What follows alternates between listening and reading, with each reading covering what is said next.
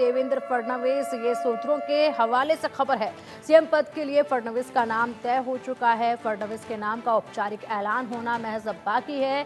कल बीजेपी विधायक दल की बैठक में ये ऐलान हो सकता है। तो लगातार मंथन जो है वो जारी है और ऐसे में फडणवीस के नाम को लेकर जिस तरीके से लगातार ही ये कयास लगाए जा रहे हैं कि फडणवीस का जो नाम है वो मुख्यमंत्री के तौर पर लगभग तय है, ऐसे में कुछ कहा नहीं जा सकता, क्योंकि भारतीय जनता पार्टी की नामों के ऐलान को लेकर हमेशा ही देखा गया है कि एकदम से सरप्राइज जो है भारतीय जनता पार्टी देती है जब भी नामों का ऐलान किया जाता है और उन नामों को सामने रखती है मुख्यमंत्री पद के तौर पर, जिन नामों के बारे में किसी ने विचार भी नहीं किया होगा।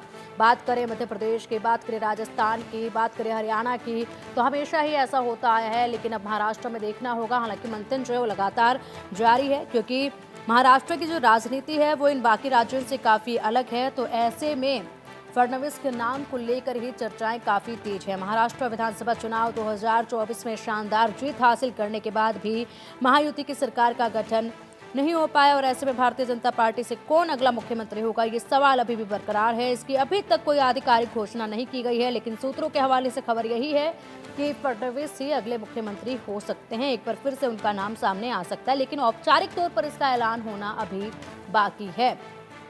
हालांकि एकनाथ शिंदे ने भाजपा हाईकमान के फैसले को मानने की बात कही है। बड़ा सवाल उठता है कि महाराष्ट्र सीएम की रेस में देवेंद्र फडणवीस आगे तो चल रहे हैं, लेकिन आगे क्यों हैं और क्या वाकई में उन्हीं के नाम पर जो है मोहर लगेगी, ये देखना होगा। वहीं बात की जाए आरएसएस, तो ऐसे में भाजपा के फैसलों पर हस्तक्षेप नहीं करता है आरएसएस, लेकिन कभी कभी राज्य और देश के कल्याण के लिए अपना संदेश जरूर भारतीय जनता पार्टी तक आरएसएस भेज देता है। माना जा रहा है कि देवेंद्र फडणवीस को आरएसएस प्रमुख मोहन भागवत का समर्थन प्राप्त है।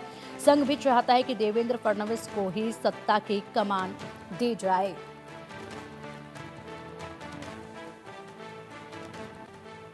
और चलिए अब इसी पर चर्चा के लिए हमारे साथ जुड़ गए हमारे सीनियर एडिटर संजय शर्मा। संजय जी, देखिए जिस तरीके से यहाँ पर लगातार बैठकों का सिलसिला देखा जा रहा है, बड़ी जीत देखी गई, लेकिन उसके बाद से ये सवाल बरकरार है अभी भी कि आखिरकार महाराष्ट्र का अगला मुख्यमंत्री कौन होगा। देवेंद्र फडणवीस के नाम को लेकर चर्चाएं जोरों पर है। सूत्रों के हवाले से भी एक खबर आ गई है, लेकिन औपचारिक ऐलान अभी नहीं हो पाया है।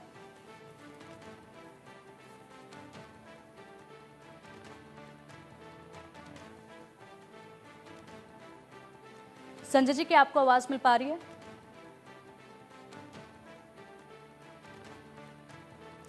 तो चलिए एक बार फिर से बात करेंगे हमारे सीनियर एडिटर से, लेकिन उससे पहले एक बार फिर से आपको बता दें कि यहाँ पर आरएसएस का सपोर्ट जो है वो भी देवेंद्र फडणवीस को मिल रहा है।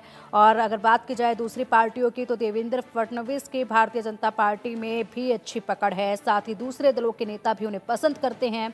महायुति की सहयोगी पार्टी शिवसेना और एनसीपी को फडणवीस के मुख्यमंत्री बनने पर कोई आपत्ति नहीं है। ऐसे में बीजेपी के साथ अन्य दलों में भी उनकी स्वीकार्यता जो है वो देखी जा रही है।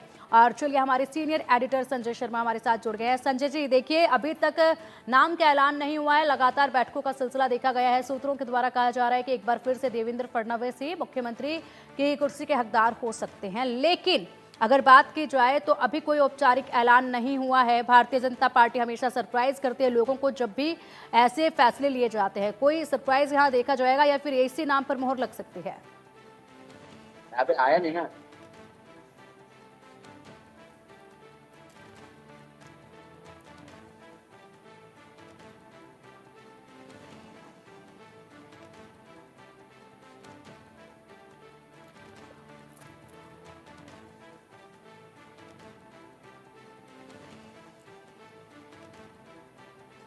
चलिए रुक करेंगे हमारे सीनियर एडिटर से, इस पर चर्चा हम करेंगे। नेटवर्क इशू जो है वो देखा जा रहा है, लेकिन उससे पहले एक बार फिर से बता दें कि दूसरी पार्टियां भी जो हैं वो देवेंद्र फडणवीस को ही स्वीकार कर रही हैं। देवेंद्र फडणवीस की छवि साफ सुथरी है। 5 साल सीएम और फिर डेप्यूटी सीएम पद पर रहने के बाद भी उन पर कोई भ्रष्टाचार का आरोप नहीं लगा। साथ ही उनका डायनेमिक नेतृत्व है और वे बदलती परिस्थितियों के साथ अपना तालमेल भी बैठा लेते हैं। ये उनके कुछ ऐसे पॉइंट्स हैं, कुछ ऐसे पहलू हैं जो उनको यहाँ पर दावेदारी उनकी जो है मजबूत करते हैं मुख्यमंत्री पद के लिए। देवेंद्र फडणवीस के पास गठबंधन सरकार चलाने का भी अनुभव है। जब वे पहली बार मुख्यमंत्री बने तब उन्होंने अविभाजित शिवसेना के साथ मिलकर 5 साल का कार्यकाल पूरा किया। उन्होंने शिवसेना से बगावत कर आए एकनाथ शिंदे के अंडर में बतौर डिप्टी सीएम भी काम किया और वे गठबंधन को साथ लेकर आगे बढ़े हैं। तो हर तरह के हालात में उन्होंने काम किया है और बेहतरीन उम्दा प्रदर्शन जो है वो करके दिखाया है। तो ऐसे में उनकी दावेदारी जो है मजबूत हो जाती है। मुख्यमंत्री की कुर्सी के लिए सरकार के साथ साथ देवेंद्र फडणवीस के संगठन और प्रशासन में भी अच्छी खासी पकड़ जो है वो देखी जाती है। उनके कुशल नेतृत्व में ही महाराष्ट्र में भाजपा सबसे बड़ी पार्टी बनकर उभरी। संख्या बल में आगे होने के बाद एकनाथ शिंदे ने सीएम पद के लिए बीजेपी हाईकमान पर फैसला छोड़ दिया है और अब बीजेपी हाईकमान ये फैसला जो है वो जल्द सुना सकती है। और चलिए अब एक बार फिर से रुक करेंगे हमारे सीनियर एडिटर संजय शर्मा का। संजय जी, देखिए जिस तरीके से यहाँ पर बैठकों का सिलसिला चल रहा है, नाम का ऐलान नहीं हुआ है लेकिन देवेंद्र फडणवीस जो है वो मजबूत दावेदार माने जा रहे हैं। सूत्रों के हवाले से तो यही खबर है कि एक बार फिर से उन्हीं का नाम जो है वो सामने आ सकता है। लेकिन क्या लग रहा है कि क्या भारतीय जनता पार्टी वाकई में उन्हीं के नाम पर फैसला लेगी? क्योंकि देखा जाए तो कुछ ऐसे पहलू हैं, ऐसे पॉइंट्स हैं जो यहाँ पर देवेंद्र फडणवीस को मजबूत बनाते हैं। उन्होंने गठबंधन की सरकार में भी काम किया है, डिप्टी सीएम रहते हुए भी काम किया है। हर परिस्थिति में उन्होंने अपना बेहतरीन प्रदर्शन जो है वो करके दिखाया है। देखिए, बीजेपी की मजबूरी है कि देवेंद्र फडणवीस को ही मुख्यमंत्री बनाना पड़ेगा। बीजेपी सिंगल लार्जेस्ट पार्टी बनी है, 134 सीटें 132 सीटें बीजेपी ने हासिल की है। जबरदस्त स्ट्राइक रेट रहा है और पूरा की पूरा देवेंद्र फडणवीस के नेतृत्व में बीजेपी ने ये जीत हासिल की है। और महायुति की अगर हम बात करें तो महायुति के आप कह सकते हैं एक तरह से शिल्पकार देवेंद्र फडणवीस को माना जाता है। जिस तरीके से देवेंद्र फडणवीस दो बड़े बड़े घटक को लेकर के साथ पे चले हैं, एकनाथ शिंदे की शिवसेना को लेकर के, साथ ही साथ अजीत पवार की एनसीपी को लेकर के साथ पे चले हैं। ये करिश्मा उनके अलावा कोई दूसरा नेता नहीं कर पाएगा। अगर किसी दूसरे नेता के नाम पर बीजेपी मोहर भी लगाती तो साथ में लेकर के चलना इन दोनों नेताओं को लगभग किसी और नेता के लिए काफी मुश्किल भरा काम है।